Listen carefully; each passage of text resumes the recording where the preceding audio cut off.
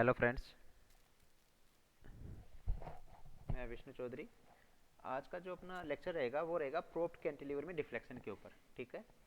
जो पिछले दो लेक्चर्स थे उसमें हम लोगों ने देखा था कि प्रोप्ड कैंटिलीवर होता है क्या है और उसका बीएमडी एंड एसएफडी कैसे बनाया जाता है वो ड्रॉ करके अपन ने देखा था। उसके ऊपर एक या दो क्वेश्चन भी किए थे शायद, है ना। अब जो आज का अपना टॉपिक रहेगा वो रहेगा डिफ्लेक्शन इन प्रोप्ड कैंटिलीवर। तो देखिए, प्रोप्ड कैंटिलीवर बाद में आता है, पहले आ रहा है डिफ्लेक्शन। तो डिफ्लेक्शन का मतलब हो गया कि जब लोड लगता है तो उसमें कितना उसकी शेप में चेंज हो जाता है। ठीक है। जो इनिशियल पोजीशन थी उसके रेस्पेक्ट में उसकी जो फाइनल पोजीशन होती है उसमें कितना डिफरेंस आ जाता है। जो डिफ्लेक्शन था उसके लिए अपन ने तीन मेथड पढ़े थे। डबल इंटीग्रेशन मेथड, मैकुलेज मेथड, जो कि क्या था, improvement over double integration method for those beams in which the bending moment equation is non uniform, or you can say is changing with the load। ठीक है। at different sections। ठीक है। उसके बाद में था तीसरा जो मेथड था वो था मोमेंट एरिया मेथड। तो जो प्रोप्ड कैंटिलीवर होता है अगर उसमें यूडीएल की या पॉइंट लोड की बात करूँ तो अगर वो किसी सिरे पे लग रहे हैं, जैसे एंड पॉइंट पे लग रहे हैं या कहीं पे भी लगे, ठीक है, तो अपन उस बेंडिंग मोमेंट को, सॉरी, उस बीम के को डबल इंटीग्रेशन मेथड से ही सॉल्व कर सकते हैं। इसमें ज़्यादा दिक्कत नहीं आएगी। ठीक है। तो डबल इंटीग्रेशन मेथड और you can say double integration method plus Macaulay's method, अगर उसमें पॉइंट लोड लगे हुए हैं दो तीन सेक्शन पे अलग अलग। ठीक। चूंकि अपने सेक्शन, अपने जो सिलेबस है वो इतना ज़्यादा यू कैन से ट्रिकी नहीं है, तो जो क्वेश्चन आता है वो सिंपल आता है। ठीक है। तो आज अपन सिंपल क्वेश्चन की ही बात करेंगे। अपन क्या करते हैं, एक प्रोप्ड कैंटिलीवर बीम ले लेते हैं, उसमें यूडीएल लगा हुआ है। ठीक है। यूडीएल का जो वैल्यू है वो डब्ल्यू यूनिट पर लेंथ। ठीक है।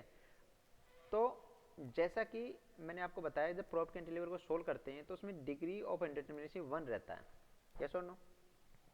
जब डिग्री ऑफ इंडिटरमिनेसी 1 रहेगा तो वहाँ पे क्या होगा, जो रिएक्शन आएगी प्रोप्ड रिएक्शन जिसको बोलोगे पी, उसका वैल्यू निकल के अपने पास में आ जाएगा। ठीक है कि नहीं।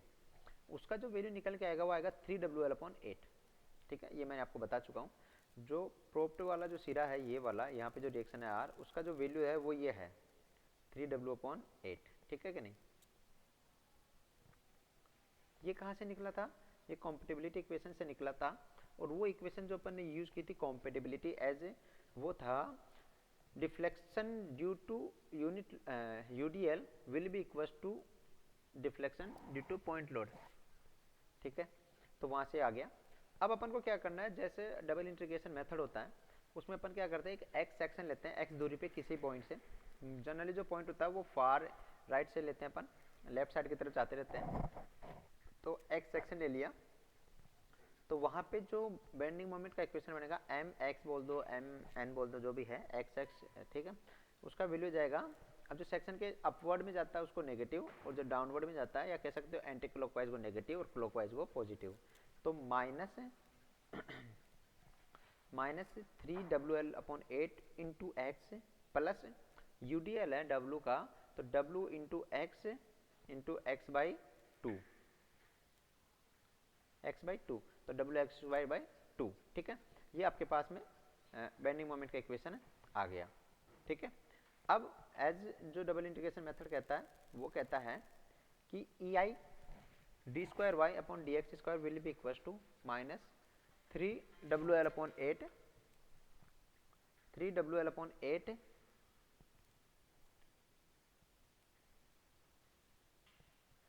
Into x plus WX²/2। ठीक है। तो ये बेंडिंग मोमेंट जो डबल इंटीग्रेशन मेथड था उसका इक्वेशन था, इक्वेशन कहता है कि EI d2y/dx टू माइनस से mx। ठीक है कि नहीं। अब इसने माइनस नहीं लिया है चूंकि इसने पहले से ही इसको काउंटर कर लिया था साइन लेके। ठीक है। आगे चलते हैं।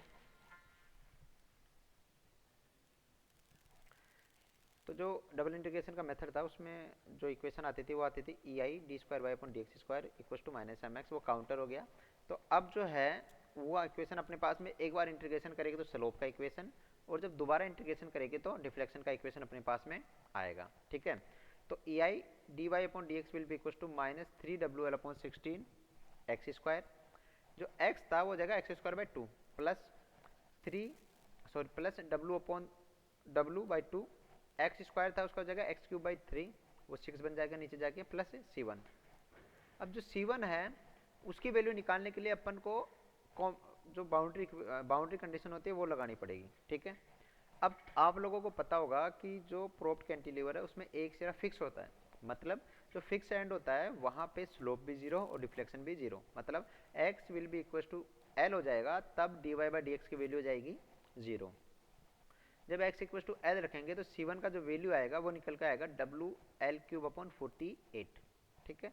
इसका वैल्यू जब अपन इस इक्वेशन में रख देंगे तो अपने पास में इक्वेशन निकल के आएगी EI dy by dz will be equals to minus 3 WL x square by 16 plus W x square by 2 plus WL³ upon 48, ठीक है।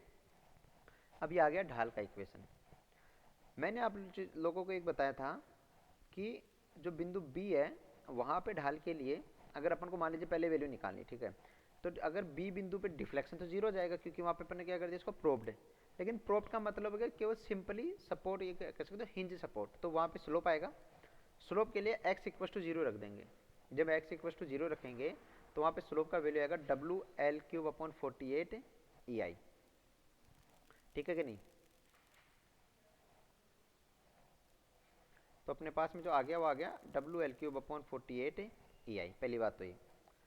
अब बात करते हैं अपन धरन के सेंटर पे जो आता है विक्षेपण, यू कैन से डिफ्लेक्शन, ठीक है। डिफ्लेक्शन के लिए अपन के पास जो ये इक्वेशन आया था स्लोप वाला, ये वाला इक्वेशन था, उसको अपन को एक बार और इंटीग्रेशन करना पड़ेगा, ठीक है। तो जब इसका एक बार और इंटीग्रेशन करोगे तो जो एक्स स्क्वायर है वो x³ अपॉन 3, एक्स क्यूब है वो x की पावर 4 अपॉन 4, और अगर जहाँ पे x नहीं वहाँ पे x आ जाएगा, ठीक है। तो जो इक्वेशन बन जाएगी वो आएगी EI into y equal to 3 WL³ upon 48 plus WX की पावर 4 अपॉन 24 प्लस WL का cube upon 48x plus C2, ठीक है, जो कि अनडिटरमिनेंट है तो यहाँ पे एक C2 कांस्टेंट आ जाएगा। अब वही अपने पास जो बाउंड्री कंडीशन है वो सेम रहेगी कि जो फिक्स सपोर्ट होता है वहाँ पे स्लोप प्लस डिफ्लेक्शन दोनों का वैल्यू क्या रहता है, जीरो।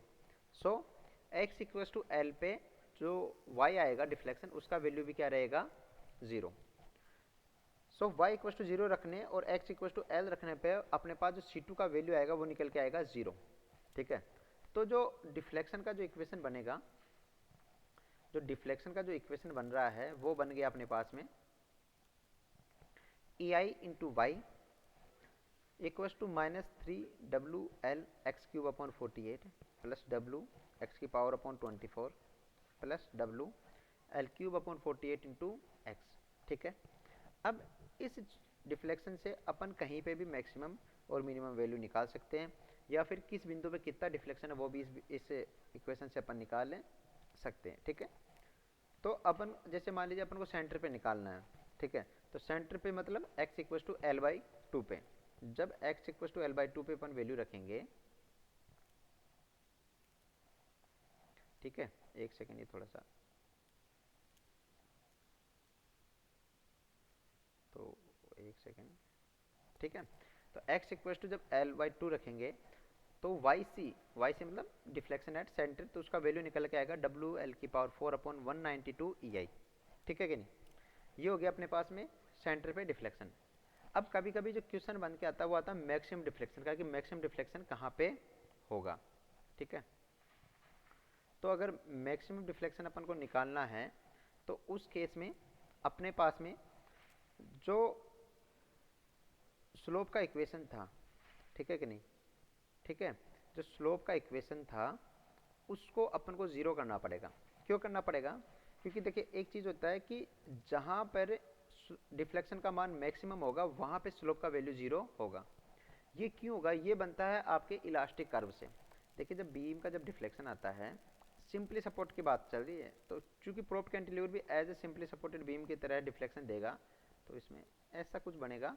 तो यहाँ पे जब लोवेस्ट पॉइंट पे जहाँ पे डिफ्लेक्शन मैक्सिमम आता है वहाँ पे अगर अपन टेंजेंट खींचते हैं तो वो tangent parallel to initial position हो जाती है, ठीक है।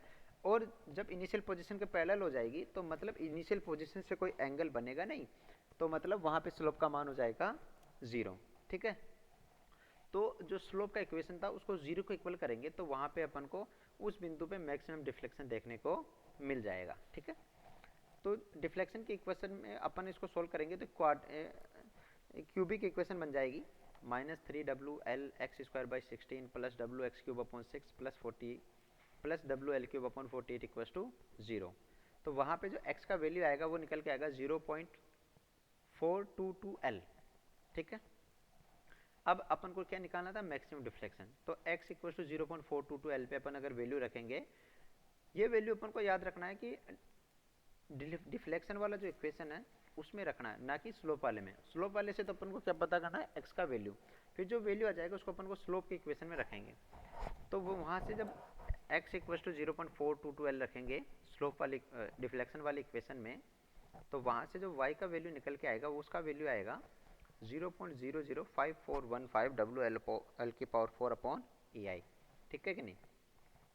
एक चीज़ याद रखिएगा, ये जो आपके पास जो मैं डायरेक्ट वैल्यू बता रहा हूँ ये कैलकुलेट हो रखा है सामने। ठीक है, तो मैं कैलकुलेशन में ना घुस के सीधा वैल्यू बता रहा हूँ। आप एक कैलकुलेशन को चेक भी कर सकते हो। आप अपना कॉपी पेन लीजिए, उसको सोल्व करिए, आपको आराम से इसमें ये वैल्यू प्राप्त हो जाएगी। ठीक है कि नहीं।